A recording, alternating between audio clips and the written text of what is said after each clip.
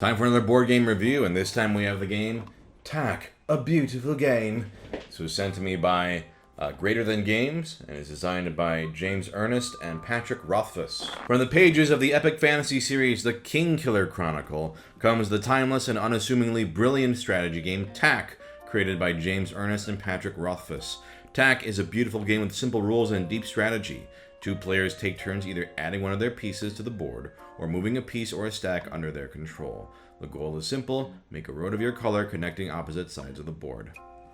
Let me show you how to play. So in Tak, like I said, you are trying to connect a road of your colors from one side of the board to the other. There are two types of pieces in Tak. You have stones and capstones. A stone like this, if placed like this, is a flat stone. These can stack up, so stones can go on top of them, and they are considered a part of a road.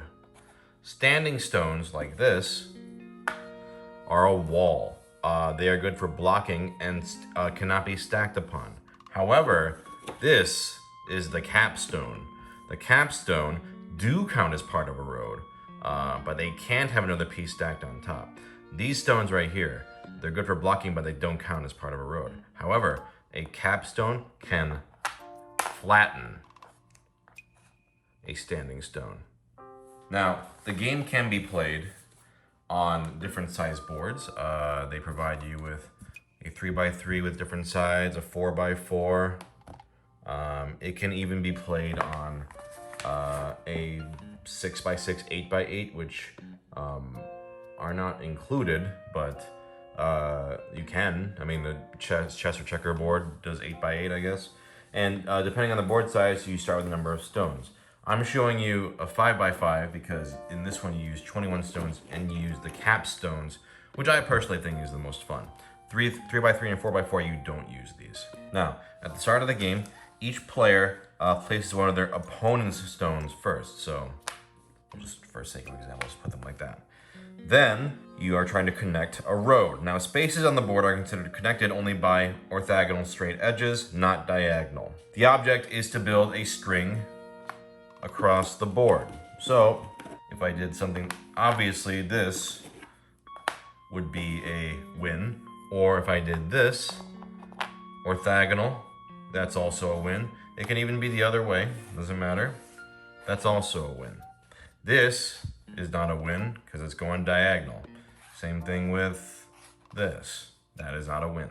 If the entire board fills up or if either player runs out of pieces, the winner is the player with the most flat stones on top. There are other ways to win. There's also if a road is finished at the same time somehow, like let's say something like this situation. It'd be a very stupid situation, but still, where active player goes like this and two roads actually work at the same time, the active player is the winner. Now, on your turn, you have two options. You can either place a stone or move. So I could place a flat stone, I could place a standing stone, or I could place a capstone anywhere on an empty space. You can never place these directly on top of stones like this. However, when you move, that is when you can go on top of other pieces. To move a stack of stones, you take pieces off the top. So I'll make a little stack here. Let's say this one. Take any number of pieces off the top up to the carry limit. In a 5x5 game, you cannot carry more than 5 pieces, but with 3 pieces, that's fine. And you can move them in a straight line, dropping at least one piece in each space along the way. So let's say I go 1, 2, 3. That's one move you could do. Another example, let's say I have this stack. I could drop 2 pieces here, 1 piece here, and stop there. So you don't have to drop only one each time. The only exception is these walls and capstones cannot be covered. However, a capstone, if it moves by itself, it can flatten a wall. You could also, if I just have a single piece, just boop, move one right on top. It doesn't matter how tall it is either. Now that's pretty much the rules. Like, you can place stuff, or move stacks, or control stacks, or flatten stones, or block. That's pretty much it. Now, in this game, whenever you are one move away from winning, you call tack. It's like calling check in chess. It's not strictly required, but the rulebook says winning a game without calling tack is considered poor form. And it's actually pretty fun to taunt your opponent, be like, oh yeah, well, hey Buster, tack. Because if I move right on there, that's the road. So then your opponent might go, okay, I'll just, and block it, or something like that. Now, scoring at the end, once a player has completed a road, or if a player places their last piece, or if the last space on the board gets filled, the game ends immediately.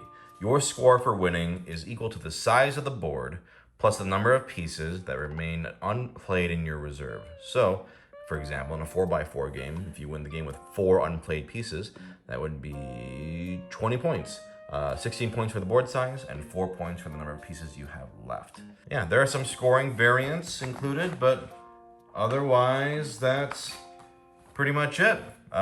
Just try to make a road, and move piles around, flatten walls, block, and that's the game. So, I'm sure I've said this before, but I often find with abstract games, I'm always like, at the end, that's pretty good. Okay, next. And with this one, yeah, I pretty much feel the same. But that's not anything against the game. The game is actually a good game. That's just me. That's just my personal taste. Presentation-wise, it's elegant. I like the wood pieces. They're very good quality. I do like the inclusion of different sized boards and how you can make them look either rustic or fancy schmancy.